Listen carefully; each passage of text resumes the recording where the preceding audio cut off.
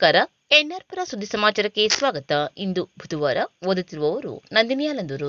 ಸುದ್ದಿಗಳ ವಿವರ. ವಿದ್ಯಾರ್ಥಿಗಳು ದಿನಪತ್ರಿಕೆ ಪುಸ್ತಕಗಳನ್ನು ಓದುವ ಅಭ್ಯಾಸ ಬೆಳೆಸಿಕೊಳ್ಳಬೇಕು ಎಂದು ದಾನಿ ಹಾಗೂ ಕಣಿವೆಯ ನಾಗಚಂದ್ರ ಪ್ರತಿಷ್ಠಾನ ಅಧ್ಯಕ್ಷ ಕಣಿವೆ ವಿನಯ್ ಸಲಹೆ ನೀಡಿದರು. ಅವರು ಮಂಗಳವಾರ ತಾಲೂಕಿನ ಮುತ್ತಿನಕೊಪ್ಪ ಸರ್ಕಾರಿ ಪ್ರೌಢಶಾಲೆಯಲ್ಲಿ ಕಣಿವೆ ನಾಗಚಂದ್ರ ಪ್ರತಿಷ್ಠಾನದ ಪ್ರಾಯೋಜಕತ್ವದಲ್ಲಿ ನಡೆದ ಕನ್ನಡಪ್ರಭ ಯುವ ಆವೃತ್ತಿ ಬಿಡುಗಡೆ ಮಾಡಿ ಮಾತನಾಡಿದರು. ಕನ್ನಡಪ್ರಭ ನೀಡುತ್ತಿರುವ ಯುವ ಆವೃತ್ತಿಯನ್ನು ಎಸ್ಎಸ್ಎಲ್ಸಿಯ ಪ್ರತಿ ವಿದ್ಯಾರ್ಥಿಗಳು ಓದಬೇಕು. ಕನ್ನಡಪ್ರಭ ದಿನಪತ್ರಿಕೆಯು ಹಲವಾರು ಸಾಮಾಜಿಕ ಕಾರ್ಯದಲ್ಲಿ ತೊಡಗಿಸಿಕೊಂಡಿದೆ. ಖಾದ್ರಿ ಶಾಮಣ್ಣ ಸಂಪಾದಕರಾಗಿದ್ದಾಗ ಬರೆದ ಸಂಪಾದಕೀಯವನ್ನು ಮುಖ್ಯಮಂತ್ರಿಗಳು ಪ್ರತಿದಿನ ಓದಿ ಆ ವಿಚಾರವನ್ನು ಅನುಷ್ಠಾನಕ್ಕೆ ತರುತ್ತಿದ್ದರು ಎಂಬುದು ಕನ್ನಡಪ್ರಭ ದಿನಪತ್ರಿಕೆಯ ಹೆಗ್ಗಳಿಕೆಯಾಗಿದೆ. ಇಂದಿನ ಶಿಕ್ಷಣದಲ್ಲಿ ಸಂಸ್ಕಾರದ ಕೊರತೆ ಇದೆ. ಹಿಂದೆ ಶಿಕ್ಷಣದಲ್ಲಿ 80% ಸಂಸ್ಕಾರವೇ ಇರುತ್ತಿತ್ತು. ಈಗಿನ ಶಿಕ್ಷಣವು ಕೇವಲ ಅಂಕಗಳಿಕೆಗಾಗಿ ಮಾತ್ರ ಇದೆ. ಸಂಸ್ಕಾರದ ಕೊರತೆ ಇದೆ. ಸಂಸ್ಕಾರಯುತ ಶಿಕ್ಷಣ ಅಗತ್ಯವಾಗಿದೆ. ಮಕ್ಕಳಿಗೆ ಸರ್ಕಾರಿ ಶಾಲೆಯಲ್ಲಿ ಓದುತ್ತಿದ್ದೇವೆ ಎಂಬ ಕೀಳರಿಮೆ ಬೇಡ. ಸರ್ಕಾರಿ ಶಾಲೆಯಲ್ಲಿ ಕಲಿತವರು ಇಂದು ದೊಡ್ಡ ಹುದ್ದೆಯಲ್ಲಿದ್ದಾರೆ. ದೊಡ್ಡ ಇಂಗ್ಲಿಷ್ ಶಾಲೆಯಲ್ಲಿ ಕಲಿತವರು ಇಂದು ವಿದೇಶದಲ್ಲಿದ್ದಾರೆ. ಆದರೆ ಅವರ ವೃದ್ಧ ತಂದೆ ತಾಯಿಗಳು ಅನಾಥಾಶ್ರಮದಲ್ಲಿದ್ದಾರೆ ಎಂದು ವಿಷಾದ ವ್ಯಕ್ತಪಡಿಸಿದರು. ಮುಖ್ಯ ಅತಿಥಿಯಾಗಿದ್ದ ಶಾಲಾ ಮುಖ್ಯೋಪಾಧ್ಯಾಯ ಗಂಗಾಧರಪ್ಪ ಮಾತನಾಡಿ, ಒಂದು ದಿನ ಪತ್ರಿಕೆ ತರಬೇಕಾದರೆ ಹಲವಾರು ಜನರ ಪರಿಶ್ರಮವಿರುತ್ತದೆ. ಕನ್ನಡಪ್ರಭ ದಿನಪತ್ರಿಕೆಯು ವಿದ್ಯಾರ್ಥಿಗಳಿಗೆ ಅನುಕೂಲವಾಗಲಿ ಎಂದು ನಮ್ಮ ಶಾಲೆಯ 55 ಎಸ್ಎಸ್ಎಲ್ಸಿ ವಿದ್ಯಾರ್ಥಿಗಳಿಗೆ ಯುವ ಆವೃತ್ತಿ ನೀಡುತ್ತಿದೆ ಎಂದರು. ಅತಿಥಿಯಾಗಿದ್ದ ಕನ್ನಡಪ್ರಭ ದಿನಪತ್ರಿಕೆಯ ತಾಲೂಕು ವರದಿಗಾರ ಎಡಗೆರೆ ಮಂಜುನಾಥ್ ಪ್ರಾಸ್ತಾವಿಕವಾಗಿ ಮಾತನಾಡಿ, ಟಿವಿ, ಮೊಬೈಲ್ ಬಂದಿದ್ದರೂ ಈಗಲೂ ದಿನಪತ್ರಿಕೆಗಳ ಸುದ್ದಿಗಳಲ್ಲಿ ಹೆಚ್ಚು ನಿಖರತೆ ಹಾಗೂ ಸತ್ಯವಿರುತ್ತದೆ. ಕನ್ನಡಪ್ರಭ ನೀಡುವ 8 ಪುಟಗಳ ಯುವ ಆವೃತ್ತಿಯನ್ನು ಪ್ರತಿದಿನ ತಪ್ಪದೆ ಓದಿದರೆ ನಿಮ್ಮ ಭಾಷಾ ಜ್ಞಾನ ಹೆಚ್ಚಾಗಲಿದೆ. ಮುಂದಿನ ಪರೀಕ್ಷೆ ಎದುರಿಸಲು ಸಹಾಯವಾಗಲಿದೆ ಎಂದರು.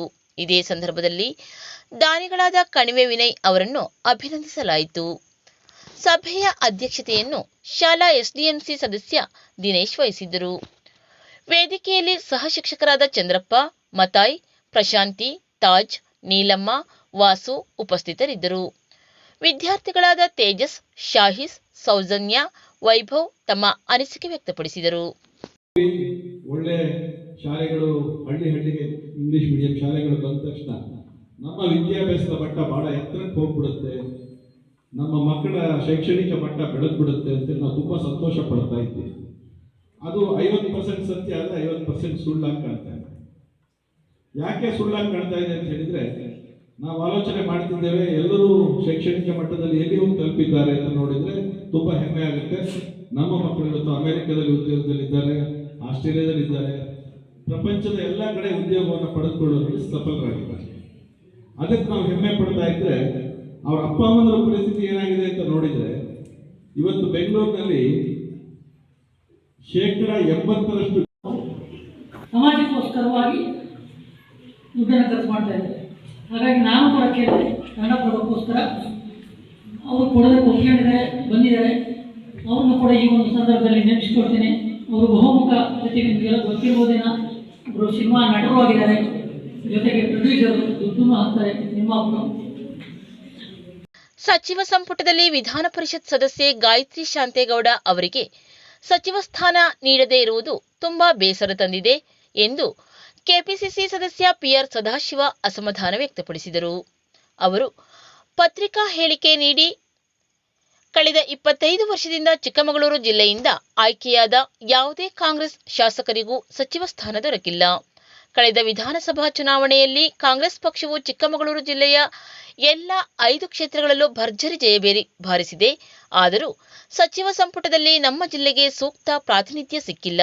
ಸಚಿವ ಸಂಪುಟದಲ್ಲಿ ಮಹಿಳೆಯರಿಗೆ ಪ್ರಾತಿನಿಧ್ಯ ಇಲ್ಲದಿರುವುದು ನಿರಾಶಾದಾಯಕವಾಗಿದೆ. ನಮ್ಮ ಜಿಲ್ಲೆಯಲ್ಲಿ ಕುರುಬ ಸಮುದಾಯದವರು ದೊಡ್ಡ ಸಂಖ್ಯೆಯಲ್ಲಿದ್ದಾರೆ. ಈ ಸಮುದಾಯವನ್ನು ಪ್ರತಿನಿಧಿಸುವ 2 ಶಾಸಕರು ಹಾಗೂ ವಿಧಾನ ಪರಿಷತ್ ಸದಸ್ಯೆ ಗಾಯತ್ರಿ ಶಾಂತೇಗೌಡರಿದ್ದಾರೆ. ವಿಶೇಷವಾಗಿ ಗಾಯತ್ರಿ ಶಾಂತೇಗೌಡರು ಸಾರ್ವಜನಿಕ ಸಮಸ್ಯೆಗಳನ್ನು ಸಕ್ರಿಯವಾಗಿ ಆಲಿಸಿ ಸ್ವತಃ ವಿವಿಧ ಸರ್ಕಾರಿ ಕಚೇರಿಗಳಿಗೆ ಭೇಟಿ ನೀಡಿ ಜನಸಾಮಾನ್ಯರ ಕೆಲಸಗಳನ್ನು ಮಾಡಿಕೊಡುತ್ತಿದ್ದಾರೆ. ಅಲ್ಲದೆ ಎಲ್ಲ ಸಮುದಾಯದವರನ್ನು ಸಮಾನವಾಗಿ ಕಾಣುವ ನಾಯಕಿಯಾಗಿದ್ದಾರೆ.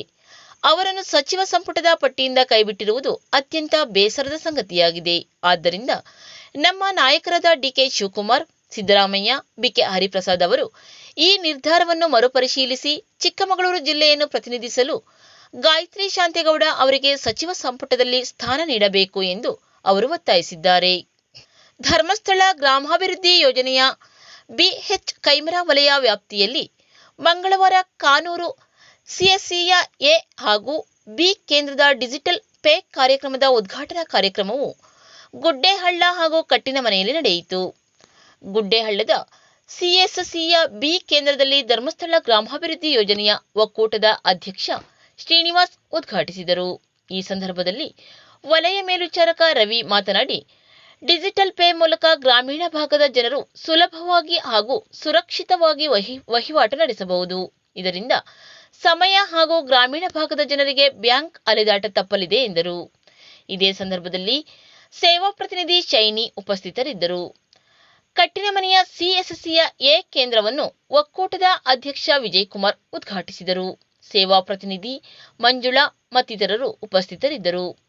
ಉದ್ಘಾಟನಾ ಕಾರ್ಯಕ್ರಮದಲ್ಲಿ ಸಿಎಸ್ಸಿ ಸೇವಾದಾರರು ಸಂಘದ ಸದಸ್ಯರು ಪಾಲ್ಗೊಂಡಿದ್ದರು. ವಂದನೆಗಳು.